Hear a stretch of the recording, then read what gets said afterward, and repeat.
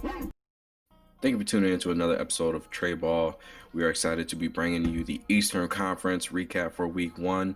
The NBA season is officially here. It is finally full thrust and full swing, and not a lot of great basketball.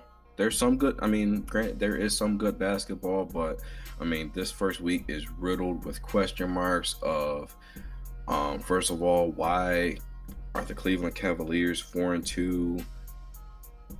Me questioning why the Miami Heat are 2-3. What's going on with the Bucks? The Nets are 3-4. The Wizards are 2-5.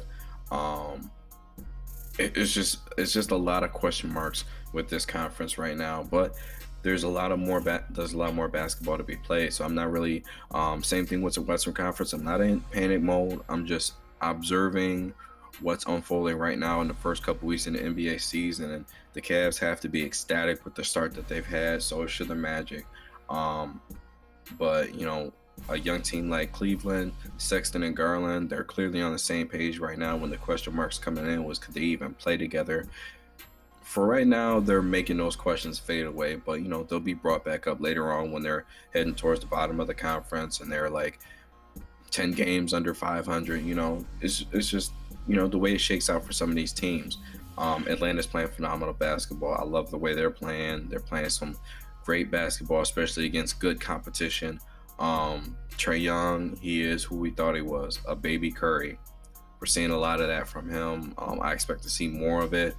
Guys like Hunter, Cam Reddish should be playing at a higher level basketball this season. I look for that. You add in Rondo to the mix, a good mentor, a good tutor for a lot of young guys in the NBA as it is. And then you have Collins playing well. You have Capella playing well. You add in Gallinari, you add in Bogdanovich. I think this is going to be a team to watch. I called this out before the season started. The moves that they made, bringing in those two guys, along with Rondo, they're going to make a big splash in this coming, the coming years. And there's been a lot of talk who got the better of the trade. Mavs to the Hawks with Luka and Trae Young. And honestly, I think it's right down the middle. You can't go wrong either way. But I think for what each organization needed, they got the player that they had to get in that situation, which is almost often non-existent in trades. Either you can clearly see a clear winner, and you can definitely see a clear loser in a lot of these trades. And Trae Young for Doncic, that's one of the best deals I've seen in a long time to benefit on this level. So I like Atlanta. I'm going to be watching them a lot, especially with them being in the same division as the Miami Heat.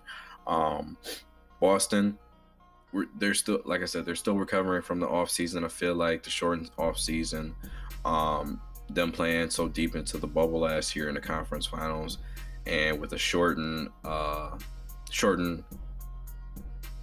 training camp, it's just going to take them a while to get their legs underneath them. The 4-3 doesn't scare me. The 3-3 of the Knicks is surprising because normally they would be 0-6 and they would be like, James Dolan sell the team. I haven't seen a single James Dolan sell the team meme the entire week. So I guess, small victories matter. With the Bucks, they're 3-3, but again, deep into the bubble, not really looking for them to be at the top of the conference right now. They'll pick it up. They'll move their way up there. They'll move up the rankings slowly but surely. But I expect sooner or later they're going to find themselves at the number 1 or the number 2 seed. I don't expect things to be the way they are right now for the future. Brooklyn 3-4. KD and Kyrie, first of all, hot out of the gate. All the questions about Kevin Durant's health, they should be on the back burner for now. I think with the way he's playing, you're starting to see, it looks like somebody who just is coming into the new season, off season, still trying to get his legs underneath him. That's what he looks like. He doesn't look like somebody who had a surgery on his Achilles and was out for about a year and a half, and we didn't know, what he was going to look like. I think the biggest thing for this team is finding out how to make them successful together with, KD and Kyrie on the floor. Not just your turn, my turn, your turn, my turn, but if I do this, you can react to this, and we can feed off each other. We can play off each other. So I think that's the challenge for Steve Nash at this point, is finding out how to get those guys playing on the exact same page all throughout the NBA season. KD's putting up 28 points on 50% shooting, 45 from three. Kyrie's at the 26, 48 from the field, 38 from three. Those two guys are just putting up numbers like you thought they would. I think DeAndre Jordan and Jared Allen playing at that center position is going to be important. You know, deterring shots, blocking shots, getting on the board, rebounds.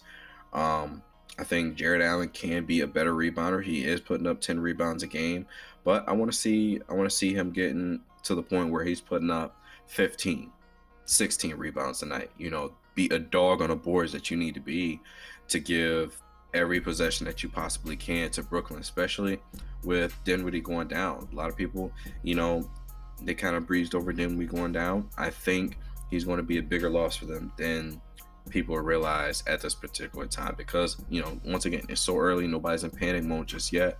Once you get deeper into the regular season, closer to the postseason, and when you're getting into the later rounds, you're going to need a fourth or fifth guy, because I mean, you already know your two best players can put up points. You already know that team is pretty deep and can defend, but I think having that third or fourth option is very important where you're going against teams like Miami, Philly, Boston, Milwaukee, you know, those type of teams where they have unlimited ammo. It seems like you're going to need another scorer that can, you know, possibly take some pressure off of KD and Kyrie in those later stages of the game. And not having Dinwiddie, that responsibility falls to Karis LeVert. Karis LeVert, you know, that boy is a bucket. He's one of the bright young stars in this league, I feel, coming up. And I think if they just continuously feed him confidence and give him confidence to go out and score no matter who's on the court with him, I think they'll find themselves in a good spot as the season goes on. Miami, they're still I think they're just really just getting healthy and getting back in shape. Jimmy Butler twisted his ankle that opening game. That really hurt them going into the next couple of games this year, and especially, you know, they played well against New Orleans, but after he got hurt going into the second half, I think that really hampered them the next couple of games. I don't think Duncan Robinson has really found his stride yet, but Hero came out of the gates on fire. Bam came out of the gates on fire. Both of those guys, I think Bam's putting up something like 19 and 8, and Tyler's playing really good basketball. He's getting adjusted to being the point guard for this team, the starting point guard. I don't really agree with that move. I don't. I think you should still keep the same formula that got you success last year, and that is Kendrick Nunn starting. You know, first of all, moving him to the bench is what killed his confidence in the first place because of the injury, but I think Kendrick Nunn starting is going to be good. I'd like to see Dragic go back to his bench point guard, but I want to see Tyler Hero come off the bench as a scorer. I don't want to see him initiating the offense because it takes away from what he does best. Obviously, they'll make adjustments and they'll get back to playing Miami Heat basketball. And he'll find his rhythm as a starting point guard. But just me personally, I don't agree with that role for him at all. I think they should also be looking to move Kelly Olynyk and send him somewhere and get an asset, possibly a shot blocker. I don't know. I don't really know what this team needs at this point because they haven't all been healthy at the same time, but a big bright spot has been Precious Achiuwa. Another Bam, I feel like that can hit. He's just a Bam that can hit the outside jump shot. A hustle guy, gets on the boards, blocks shots, defends. He's a good talker on defense. He moves his feet well. He can guard, 1 through 4. 1 through 5. I feel like not be a defensive stopper on a point guard or a shooting guard, but I feel like if you switch them out, you're not necessarily concerned about it, just like you are with Bam. You're not going to be concerned if Bam gets switched onto a point guard or shooting guard. They can hold their own, they can get the stop, and possibly get back for a rebound. They're a very smart team. They're good on their rotations, but I feel like it's going to take a little bit of time for everybody, especially coming off the bubble, shortened training camp. Not everybody's in shape right now, so that's just the way that's the way the cookie crumbles for some teams.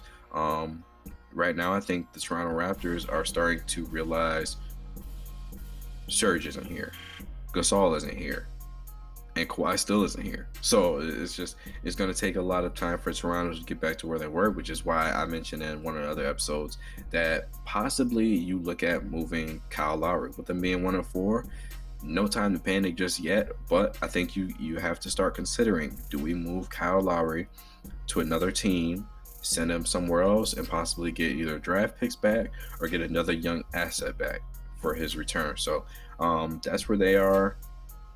Washington, again, another don't panic, but you know how the NBA is and the media and the fans, they love to throw shade at Russell Westbrook anytime that they have the opportunity. Like I said in the last episode, triple doubles galore for Joker. They're losing. They're 2-4. Triple doubles out of this world. He's leading the league in assists. The Nuggets are towards the bottom of the conference. Same scenario with the Wizards, but why isn't anybody talking about the Joker? I see them heaping praise on him. Leading the league in assists. 19 points, 20 points, 12 rebounds, 12 assists. I mean, he's putting up good numbers. He looks good. I think right now Russell is averaging a triple-double himself. But why is everybody throwing so much blame on him? There's another star on the team, Bradley Beal. Bradley Beal averaged 30 points last year. Why isn't anybody saying anything about him? You have Bertans, who's got signed to another deal. You have Thomas Bryant, young guys that have been in the league for quite some time now. You can't keep looking at Russell as a scapegoat. There's a couple guys on that team that's been around the block for a while. They need to step up. I'm not saying come out get 20 apiece every night. I say 20 to 25 minutes of good basketball, though, should be the expectations for guys that are going to be eating up majority of the minutes at both of those positions. Hachimura, I think he's still coming back into the fold. But Bradley Beal and Russell Westbrook are going to bear brunt of the blame each and every night. Nobody's really said anything about Scott Brooks' late game situations. They escaped last night against Brooklyn because KD and Kyrie hit very makeable shots. But I think they got to look at him late game decisions against, especially against Philly when they gave up that lead late in the game, the last 2 minutes. But it is what it is. You need a scapegoat. Westbrook is the best scapegoat in the league. He's been a scapegoat for KD, which I don't think is necessarily right, because they did get to the NBA Finals with Westbrook, an even younger and even less mature Westbrook. You get to the NBA Finals with him. You go to Houston and you try to make Westbrook the scapegoat there. I don't know how you could do that with a guy that's averaging 27, 8,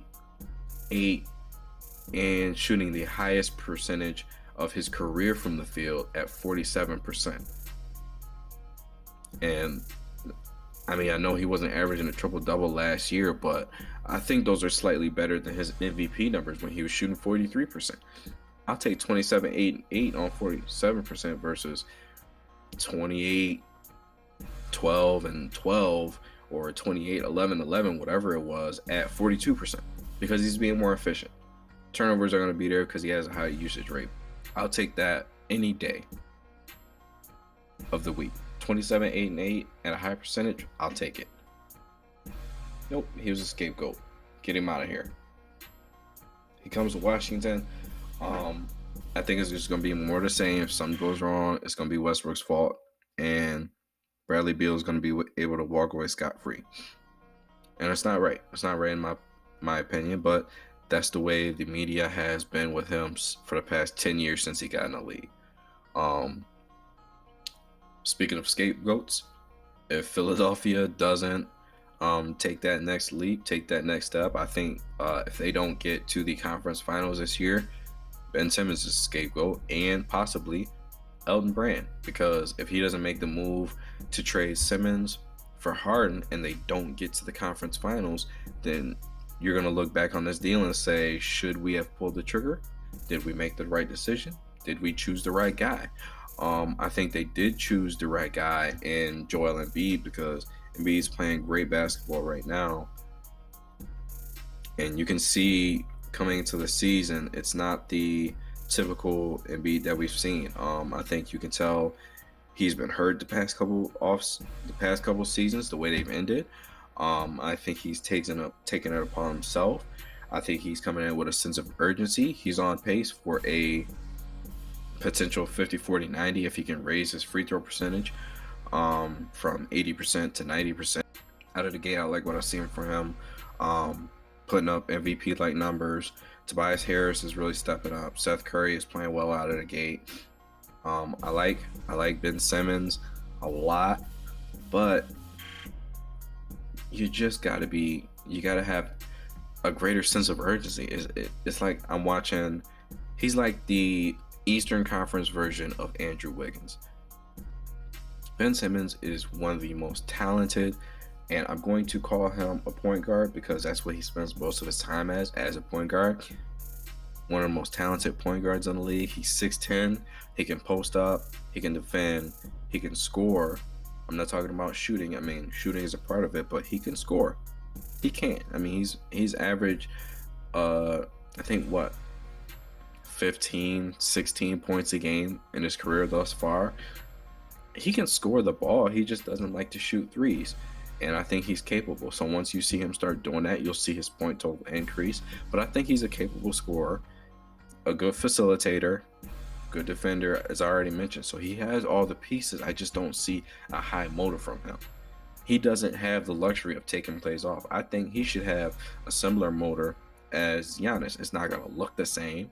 It's not going to be as aggressive, but he should have that same motor because I think he can dominate every single time he comes up the floor. If him and Embiid actually have set in their minds that they're going to dominate each and every time they come up the floor, the Philadelphia 76ers will be in the NBA Finals before you know it. And quite frankly, they should have been in the finals. Was it 2 years ago? Because I think Ben Simmons got hurt, so that might be, one of the reasons he's having a slower start to the season. But I mean, I think they should be a team that is looking not to get to the playoffs, not to get to the second round. They should be looking to get into the NBA Finals because they've been knocked out by the Celtics. They've been knocked out by the Bucks. They've been knocked out by teams that they might have been better than at one time or another. And I feel like if that shot doesn't go in for Kawhi, they're probably in the NBA Finals because I think they were better than Milwaukee too that year. They had all the pieces they needed. Ben Simmons, Embiid, Jimmy. I mean, that's a great big three. And Milwaukee was not better than that team. Whoever won that series was going to win that conference. And that's just the way it unfolded. So I think Philly needs to be looking to make that next step this year. And if they don't make that James Harden deal, did they make the right decision? Who knows? But it's not the perfect time to panic. Shout out to the toy store. Thank you for tuning in. We hope you enjoyed the show. Special thanks to Curtis Murphy and Murphy Elite Training for sponsoring this episode. If you want to stay up to date on merchandise or simply update your game, please click the link in the description to stay up to date on all things Murphy Elite Training. Until next time, you know the rules.